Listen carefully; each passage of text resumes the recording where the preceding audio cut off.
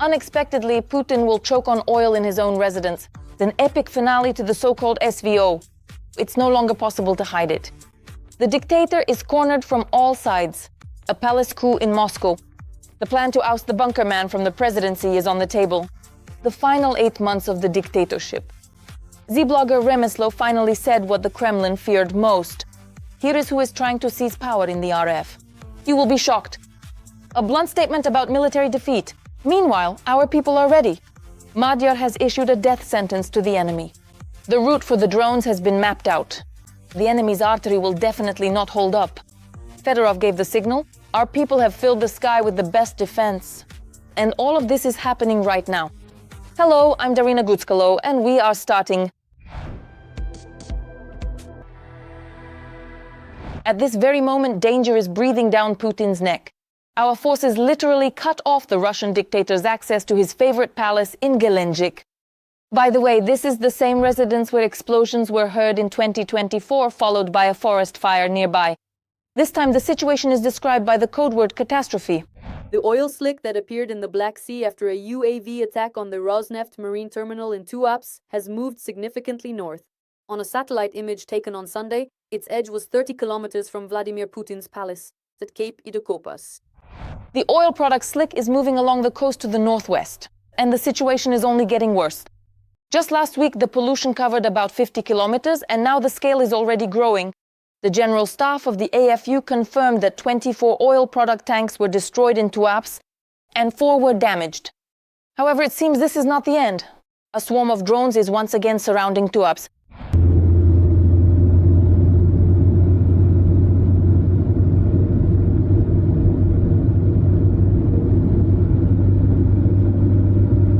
Tuapse. According to the fire signatures, not only the tanks but also the equipment area were hit. Given the wind and weather conditions, this is likely the final blow to the refinery. There's nothing left to hit since the refinery is effectively gone. The situation increasingly resembles an apocalypse, and Putin is losing everything he was so proud of and invested all his money in. Ukraine's defense forces are harshly bringing the dictator back to reality, so there's more to come. Urgent, things are starting to heat up even within his own camp. Z-blogger Remeslo suddenly issued a forecast that surely makes the Kremlin uneasy. The end of 2026 or the start of 2027 could be the breaking point for the entire system. And most interestingly, it's no longer about street protests, but about the internal game of the elites. The system could crack from within. Revolutions in Russia, what Prigozhin wanted to do, a military coup, that won't happen. It will be something very quiet, well, like what happened in '53. We'll wake up in a different country. Similar tension there is off the charts, and a scenario that previously seemed like science fiction is slowly starting to unfold.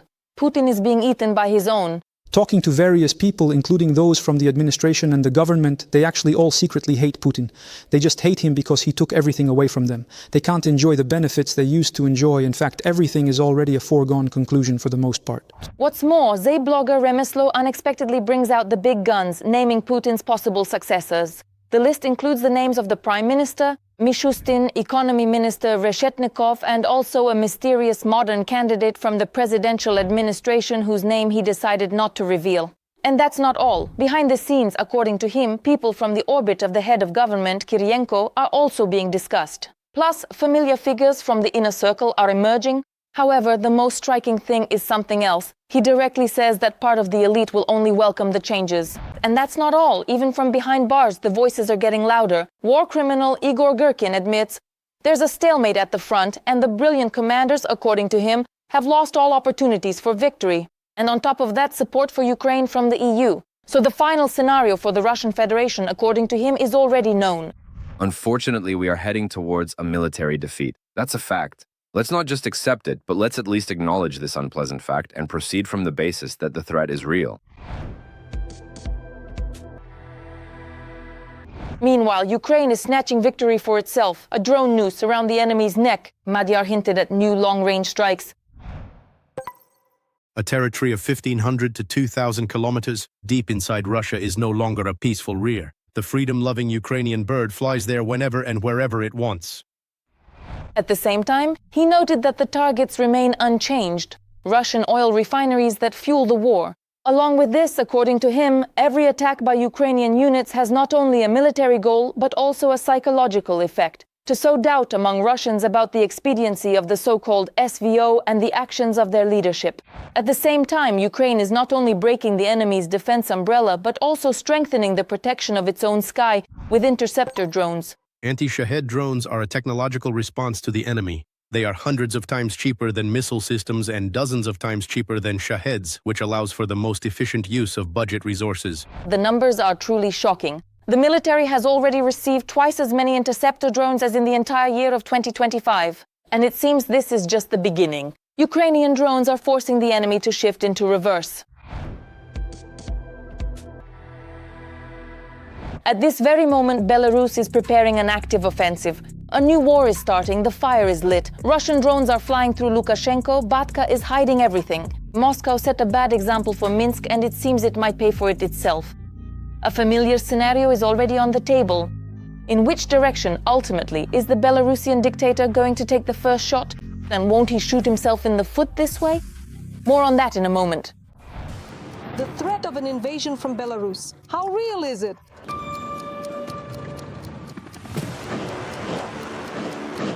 There are certain signs of a threat. Is Lukashenko really ready to get fully involved in Putin's war?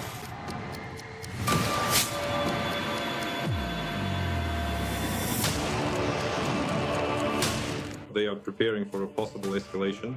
Building roads to Ukraine, setting up artillery positions, as well as fresh stories about wonder weapons. They've invented some kind of laser of ours. At 1.5 to 2 kilometers, it burns a drone. Will Belarus turn into a torpedo against Ukraine? And why is Lukashenko pulling reserve officers out of the closet? Lukashenko is entirely and unquestionably subordinate to Russian influence, especially in terms of policy and decision-making. But should the Baltic states get ready this time?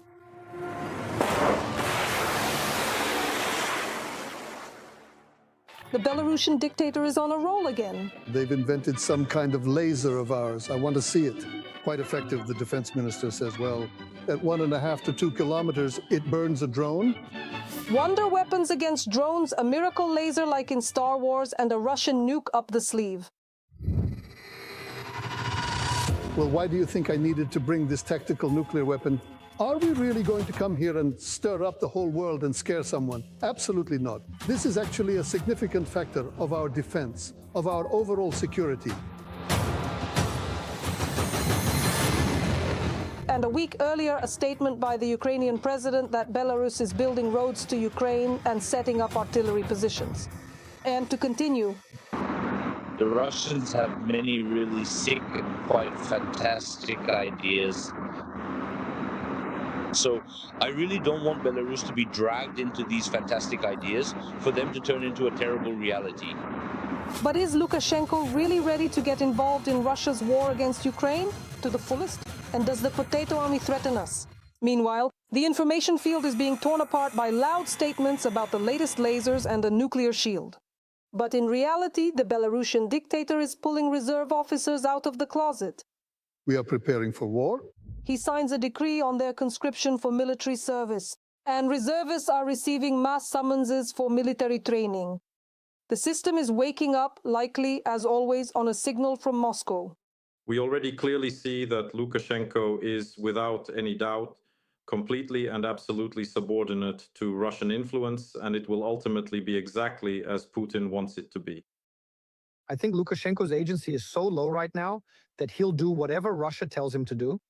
Lukashenko's survival depends on the will of the Kremlin, on the will of Russia. In 2020, when the elections took place, Tsikhanouskaya won and Lukashenko almost fell. Putin saved him then, and now Lukashenko is paying off his debt, his obligation to Russia.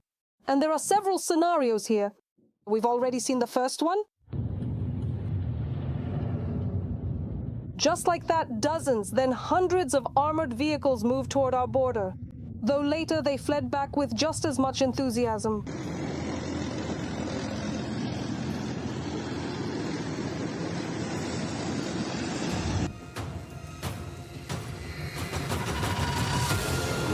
Back then, Belarus became a corridor for Russia. Are they preparing it again? It's worth worrying. It's worth preparing. Is it today? Most likely no. What needs to be done? Pressure Lukashenko, pressure Putin, so they don't have the capacity to open this second front. At the same time, it's a different math now and a different scale. In order to use this bridgehead, and considering that Ukraine is still keeping a certain number of troops on the border and there are defensive structures, this means that if in 2022, 32 to 35,000, this was enough to, well, let's say, relatively successfully reach Kiev, then I think you understand that now. It's a matter of a much larger number of troops. The second scenario is much louder. Direct involvement of Belarus in the war, when it becomes a participant, and here it's a question of capability.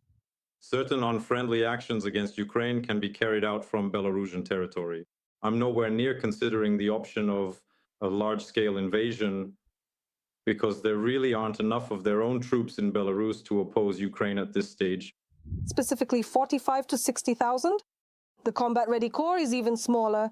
Obviously, the forces are insufficient for an offensive against Ukraine, and for Lukashenko, it would have been political suicide. If only about 6% of people actually support the war, and again, that's true across all different population subgroups, then if you give an order, will you be sure that this order will be carried out? So the scenario of a direct invasion is more of a theory. For the real world, it's too expensive and risky, even for Minsk.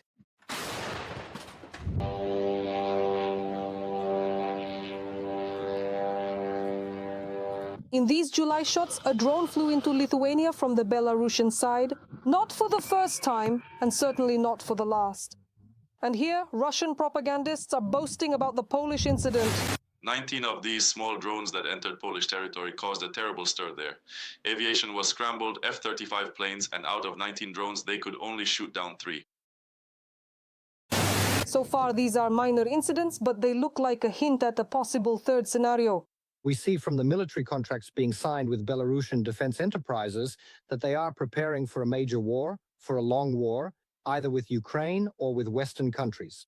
So it's very important that Europe also prepares, protects itself, and increases its forces on the borders with both Belarus and Russia. I think Belarus poses a greater threat in military terms, not against Ukraine, but rather against the so-called eastern flank of NATO. That means against the Baltic states and Poland. Because if you compare the size of the armed forces of the Baltic countries and the Republic of Belarus, they are roughly comparable. In this configuration, Belarus is once again not playing its own game. It is a controlled instrument of Russia. Experts point out vulnerable spots on the map, points that have long been studied in headquarters.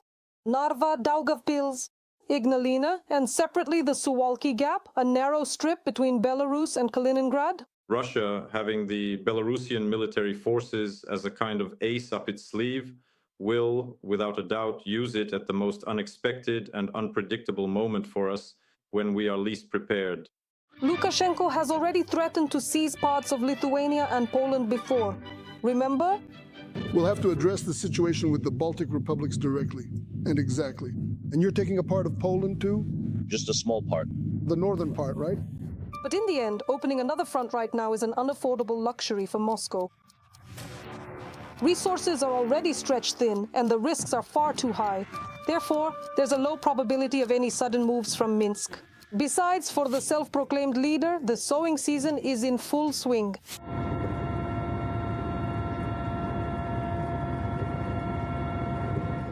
But the drafts, drills, fortifications, lasers, all of this is more like signals intended to maintain tension.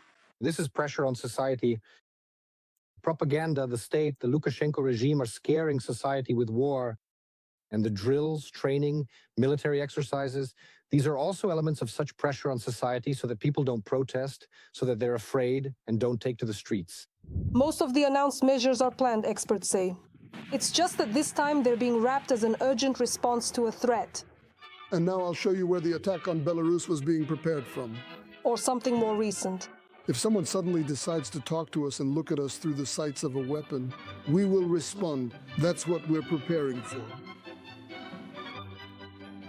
The scenario is old, the enemy is nearby, we need to unite and preferably not ask too many questions. The more threats there are, the stronger the foundation of power. The activity of building up military infrastructure, it exists, but it is limited. Is this activity dangerous for Ukraine from the perspective of the armed forces of the Republic of Belarus? No. It is safe for Ukraine as of today. Though this, of course, doesn't rule out future risks. They may exist. That can never be ruled out. Vigilance must be increased. First of all, by intelligence agencies. They've already done so, so don't worry. Nothing will be a surprise. So vigilance is on, scenarios are calculated, and loud statements from Minsk seem aimed more at a domestic audience than an external one. Nevertheless, the northern direction is in focus, because in the context of our war, Belarus remains at least a rear military base for Russia. Olochish, ICTV Facts, United News. Urgent secret visit of Prince Harry to Kiev. Loud signals that made the world blush. The Duke's words hit the mark like never before. An appeal to Putin and Trump, the end of the war by Moscow and Washington's security commitments. What's behind this quiet but very symbolic trip? In the report in just a moment. Prince Harry is in Kiev again, and again without an official announcement or unnecessary publicity. The Duke's focus is on veteran policy, sports and security. From the station straight to the podium of the Kyiv Security Forum. I am not here as a politician. I am here as a soldier who understands service, as a humanist who has seen the human cost of war, and as a friend of Ukraine who believes the world must not get used to this war or blunt its sensitivity to its consequences. During his speech, the Duke of Sussex addresses the Russian dictator. President Putin, no country benefits from the constant loss of lives that we are seeing. There is still time to stop this war. He also appeals to the American president. He says that at one time it was the states that guaranteed Ukraine's security in exchange for giving up nuclear weapons. This is a moment for American leadership, a moment for America to show that it can fulfill its obligations under international treaties, not out of charity, but out of its own enduring role in global security and strategic stability. These passionate words were quickly relayed to Donald Trump. He was not slow to respond, in his own specific manner. I know one thing. Prince Harry certainly does not speak on behalf of Great Britain. I think I represent Britain more than he does, but I am very grateful for his advice. Prince Harry started the second day with a trip to a forest near Kiev where sappers are working. He was shown detector drones and robotic equipment that clears Ukrainian land of mines. These frames are a reference to Princess Diana's mission. In '97, her walk through an Angolan minefield forced the world to ban anti-personnel munitions. Next, the prince has meetings with veterans. It was for them that Harry once founded the Invictus Games, international competitions that help wounded soldiers return to life through sports. Every day, you serve your country, and I am incredibly proud to know each and every one of you. So thank you for what you do. Glory to Ukraine. Finally, honoring the fallen at the new memorial cemetery.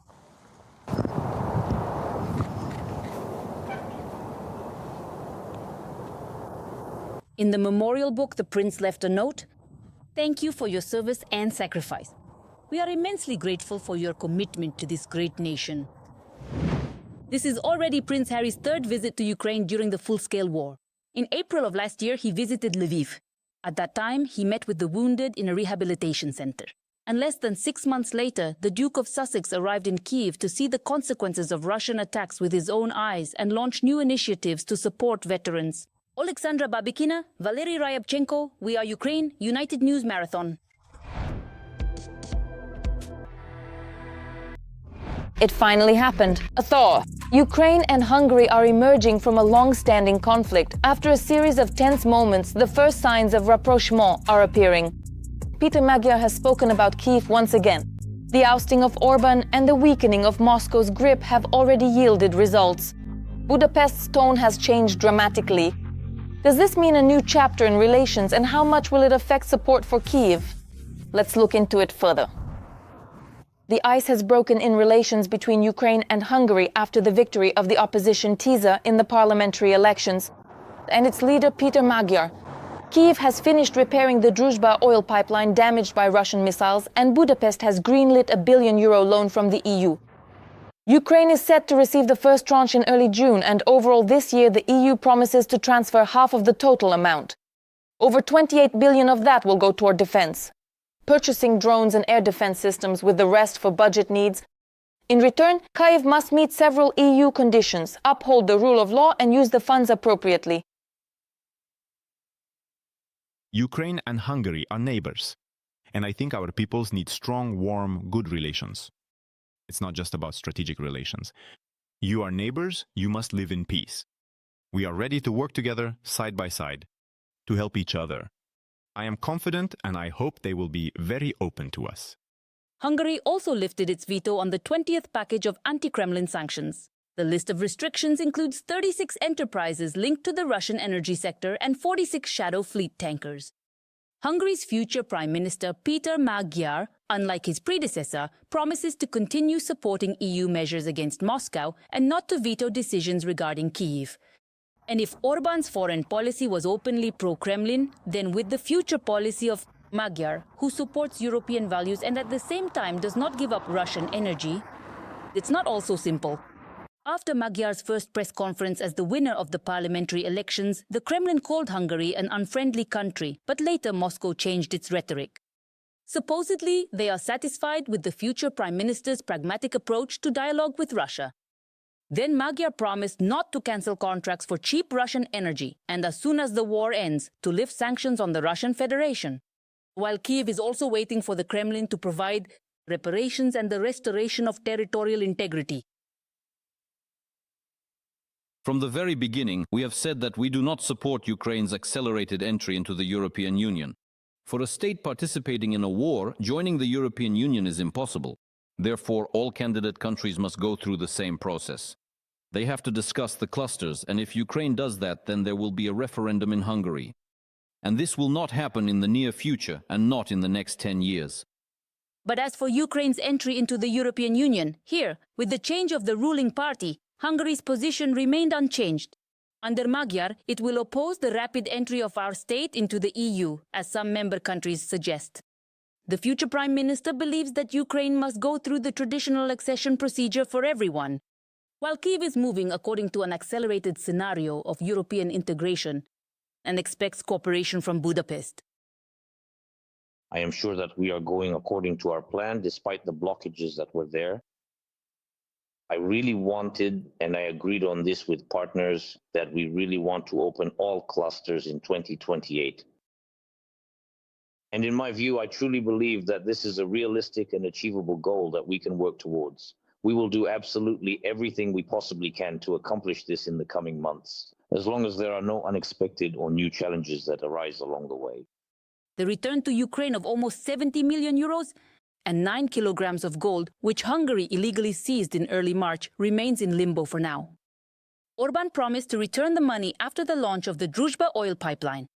However, the current Prime Minister has not yet returned the state assets to Ukraine, and the future one stated that he can only consider the issue after taking office.